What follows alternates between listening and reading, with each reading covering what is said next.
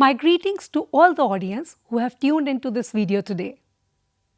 Dear learners, welcome to yet again unit on your course on Media Ethics and Laws, which is course MJM 025 of your syllabus if you are pursuing postgraduate diploma or MA in journalism and mass communication from SOJNMS IGNOU. Friends, we have in the earlier videos seen that this block 1, is divided into 4 units. Today we have reached the 4th unit. We shall discuss the specific ethics related to new media or online media or the media related to the internet, whatever you might want to call it. Friends, new media ethics is a new term, it is a new field, it is a new requirement. So when the laws are still not in place, how do you think of the ethics and how do you keep yourself regulated as readers and as professionals is what this unit will cover. As you know well by now, each unit is divided into a structure, introduction, content, ending with a glossary, further readings, answers to self-help exercises, certain activities intercepted between the concepts, and a list for further readings if you want to dive deeper into the topic. With this basic introduction, which by now you are almost familiar with, let us dive into Unit 4, which is New Media Ethics. Let me take you through the basic structure of what you will cover in this unit. We will discuss the definition of new media ethics. Then we will move on to the rights and ethical responsibilities of content creators, understanding digital rights and Creative Commons, ownership issues, copyright infringement, open versus free content.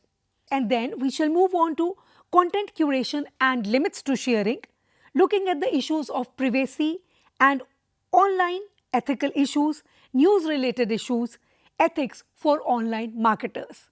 This will take us to the section on rights and ethics of online readers, where the instances of ethical violations, do's and don'ts for new media ethics and how to deal with such violations shall be touched upon. Friends, as I have been repeatedly saying, these videos are a very brief introduction to your material. So, I encourage you to go through your self-help learning material which has been provided to you online or in print, whatever you've opted, simultaneously with this video lecture for the best understanding and the best gains out of this study. So, friends, as we understand, the advent of new technology has opened up a whole new world of information for us. Today, new media is a broad term and carries multiple meanings and interpretations. New media is not only changing the way we interact with our surroundings, it is also dictating how we do it. The Indian penal system has defined certain laws, which is one broad kind of information act that came into being in 2000 and it has gone through further amendments. This has regarded as the guiding principle for new media laws in India. With this introduction, let me tell you what to expect out of this unit. After you've covered this unit, we expect you to be able to describe different aspects of new media ethics, to be able to discuss the importance and challenges related to these, explore the responsibilities of users while accessing and downloading content, and understand new media with greater care and to be able to use it better in your personal and public interfaces. Let's come to the first section of this unit, which is defining new media ethics. New media ethics define how we behave online and they help us decide about netiquettes, that is the etiquettes that we have to follow while using the internet. Both consumers and producers of new media need to be aware about their ethical limitations in the online world. A great deal of content is being created and it is also being consumed online, and thus it is important that the internet remains open, because openness is what guarantees democracy. Openness is what tells you that you are citizens of a free world. So, for the internet to be able to remain open, it must be harmless, it must be transparent, and thus it must protect the rights of the individuals who are contributing in sharing and exchange of knowledge over the net. New media ethics thus tell us how to appropriately use new media without breaching any laws or infringing on the online rights of the other users. So my right and your right have to intercept. So your right is my responsibility and my right is your responsibility. That is what ethics generally tells us. And the same principle applies to new media. The rights and ethical responsibilities of content creators. The copyright law, you would say, protects the individuals from having their work copied in unauthorized manners. But yes, where copyright law is one thing, there are so many other issues which have to be dealt with through self-regulation and ethical responsibility of usage and creation. While the Information Technology Amendments, this act which I said came in 2008, then amendments in 10 and further there have been amendments and it is a continuing kind of an act. There is a very small and specific section in this act which is dedicated to cyber crimes such as sharing of obscene material or impersonating on the internet or phishing. Now, since the laws have not been able to evolve as fast as the medium itself, it becomes imperative to strictly follow the ethical guidelines. In absence or in the shortness of the laws, how many laws can you actually make? I will leave you with this question to ponder over. The society is evolving, the mediums are evolving, the media again is evolving, the consumers have become the producers of the material, there is no gatekeeping, there is hardly any editing of the work. How much can the law evolve? Till the law is doing its course, it is taking its time, it is the ethics that need to keep everything in check and balance. So digital rights and Creative Commons is one thing that you must understand when you talk of new media, ethics and laws. So I shall discuss digital rights, what is Creative Commons, ownership and copyright, free versus open content and privacy. All these issues is something that you want to and you should actually keep in your mind. What are digital rights? Digital rights refer to the entitlements that individuals have in the digital realm, encompassing the protection and access to personal data, freedom of expression and access to information. These are crucial in maintaining the balance between an open, free internet and the protection of individual rights. With the increase in online activities, digital rights ensure that individuals can securely and freely engage with the digital platforms. So when you define digital rights, you can broadly say that these are the rights that individuals have in the digital space.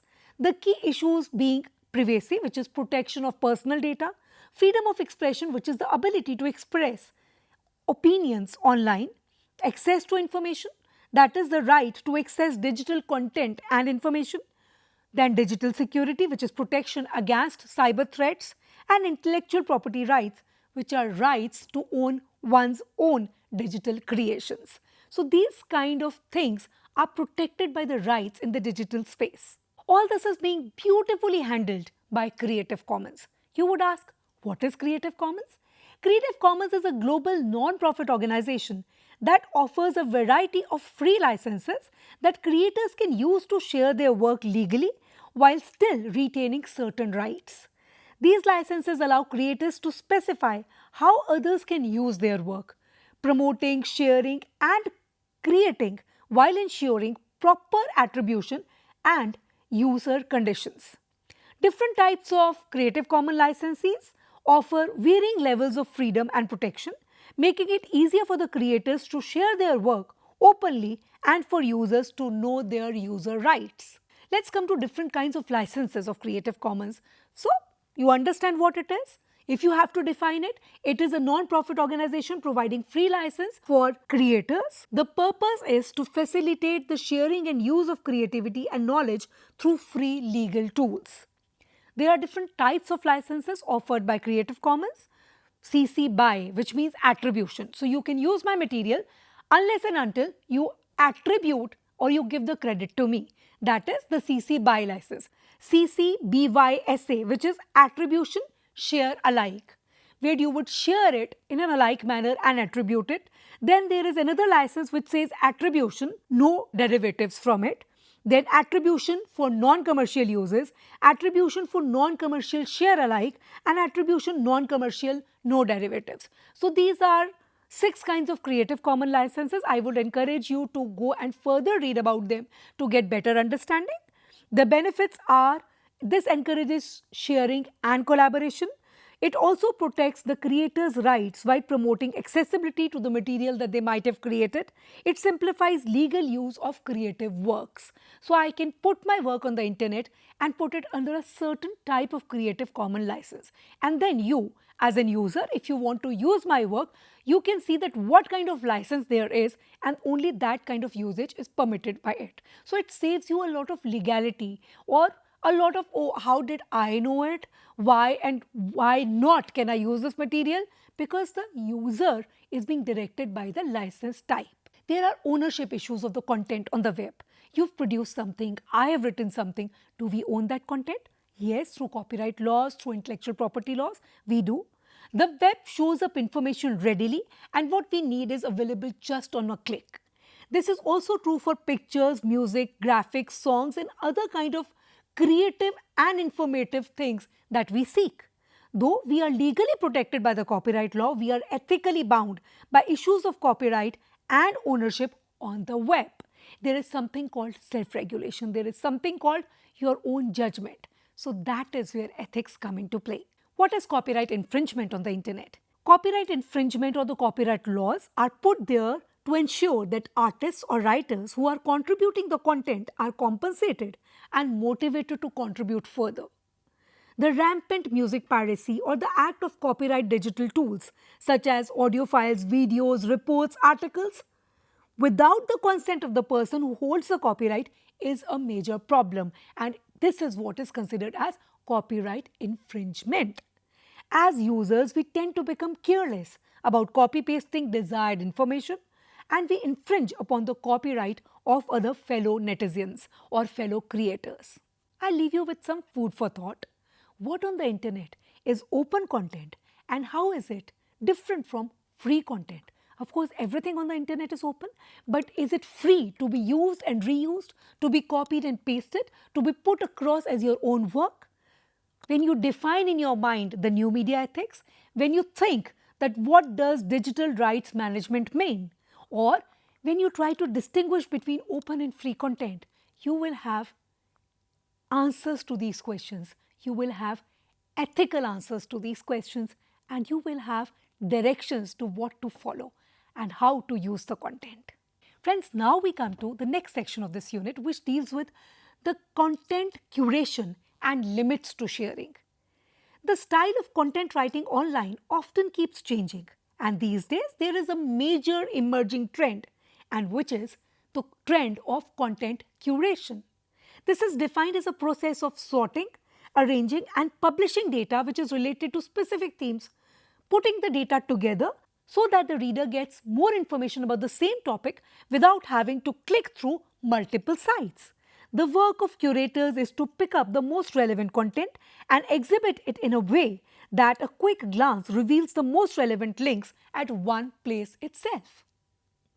Now, when you curate the content, there is an issue of what can you pick up, and the answer lies with Creative Commons, with legality, with licenses and with your own conscience. Now, there are issues on privacy and other such ethical issues. The ethical constraints of content producers are also limited to the extent that they should not upload, distribute, share or misuse any content such as photographs, videos, music, articles, books or other intellectual property acquired physically or virtually without the consent of the individual who owns these properties. However, we often find rampant misuse, and often we see violations of these kind of privacy concerns.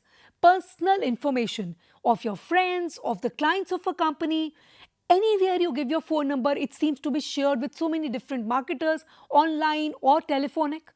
So this kind of unethical practice needs to be controlled, and the best thing is your self-regulation to control it. Till the laws are becoming more robust, till more laws are coming into structure. Another very important concern is about the employees. When they post some information about the companies, how should they be ethically regulated? There are principles of integrity, professionalism, privacy, impartiality. These should be observed by the employees while they are posting online. The authenticity what an employee posts is very important because it can harm the reputation of the company that they work with.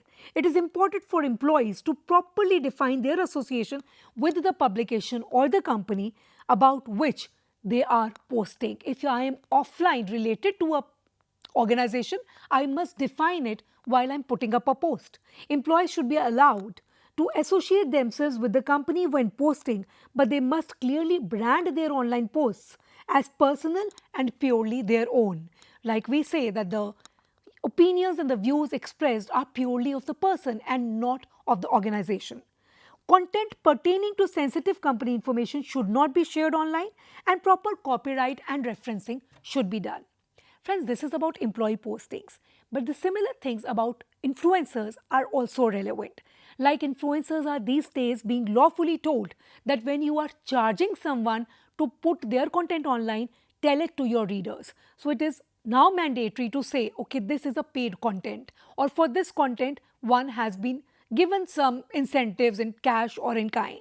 So if I am independently giving an opinion, or if I am giving an opinion as a marketer of a thing, it should be clarified to the readers, and the readers should not be taken for a ride. This brings us to the ethics related to the online marketers. You should maintain a clear distinction between corporate communications, press releases, sales collaterals, and advertisements. What is an advertisement? What is a paid post? Should be clearly told. A publisher must disclose every condition upfront and clearly. In asterisks, it might sometimes just go down, it might not be noticeable. So it is better to disclose the information upfront and clear. But does that happen? Not often though. If there are cookies that are being used to track and detect a user's settings, personal records or online activity, then this must be clearly stated before the user actually begins browsing the site. And you would have noticed in the last couple of years, this has become a requirement given by the law and also ethically by self-regulations. Now, whenever you go to a website, you get this box saying that these are the cookies that we are using to track your data. So you accept the cookies or you don't. And you also have an option to go to the advanced settings and disable this. Okay, only this information I'm willing to give and this I'm not willing to share. So these kind of ethics have now surfaced into the laws also. Now, ethics for online advertising. All form of advertising material must share the common goal of maintaining truth, and it should be a means to serve the public and not to influence them in wrong manners. The placement of ads should be in no way obstructive to the view, neither should it be distinguished as an editorial content. Finally, whether you are selling on the online platform or offline, advertisers must abide by the federal, state and local advertising laws. And as we shall discuss further, there are no separate advertising laws in our constitution, but there are certain laws that are derivatives to and apply to the advertisements as well. Rights and ethics of online readers. Even if we are not producers of online content, do we have certain rights? Should we do some ethical practices? Of course, you must. The readers in the online world are still unaware of the data trails that they are willing to give away into the hands of the internet service providers, and thus they fall into a situation where they have no control over their own data. You are constantly being tracked, traced and maybe trapped. Your data is being sold. So you must know your rights where you can look at your data privacy. The problem of disclosure is compounded by the lack of awareness among the internet and new media users, and this can lead to serious invasion of privacy. The terms and service and privacy policies of social networking sites are often dictated by the companies as per their requirement, and the readers have little or no say over these. But awareness still can help you. As readers, as you have to be conscious about sharing your own data, about your own footprints that you are leaving online, you must also follow certain online ethics so that you don't violate other people's online rights. The new media is a powerful tool to reach out to people, but it is sometimes misused for personal attacks, for running malicious campaigns, which are intended or unintended consequences can happen. Trolling, cyber vandalism, smear campaigns are not new things that we hear of. Sometimes even incidents of shame, of trolling, of mob lynching, they go viral. And this can lead to a lot of mental harassment to the person who has been seen in those videos. People of all age groups use internet, and not all users are discerning enough to understand the consequences of the data that they might share, which is their own data or the data related to other people. You might just be going on the road and there is a mobile phone in your hand. You're free to click videos and upload them on your social networking sites. But how much of this should you do? Whether you should do this or not at all. You have to have ethics for this. Do's and don'ts of new media ethics. When we post something in relation to a text, it should be our concern to point to the original text while commenting on this post so that our post is not taken out of context. It is important that we are careful while posting any data online, and before doing it, one must consider the long-term consequences. We should be sensitive to the online readers who may represent different beliefs, sensibilities and cultures. So friends, if you keep all these ethics in mind, I think internet will be a better, safer and a more beautiful place where nobody would be scared to share their data, where the incidents will not happen that put people at bay. To sum up, in this unit we started with the definition of new media ethics, where we described a set of ethical considerations. Then we moved on to the ethics of online marketers, online advertisers, online readers. We also discussed what do you mean by ethical rights, how does Creative Commons and the licensings given by Creative Commons govern and protect your ethical rights. We also looked at the rights of others, our responsibilities, which are ethical things, how you should be a responsible online user, and how you should also be an aware online user, creator, provider. With this, I conclude this unit, which is the last unit of your block 1 of MJM025, which is a course in MAJMC and PGJMC. Wish you a very happy learning experience with us. Again, to wind up, to sum up, as a conclusion, I would say, please go through the written material that is provided to you and supplement these videos along with it. You will have a better learning experience. Thank you so much. All the best.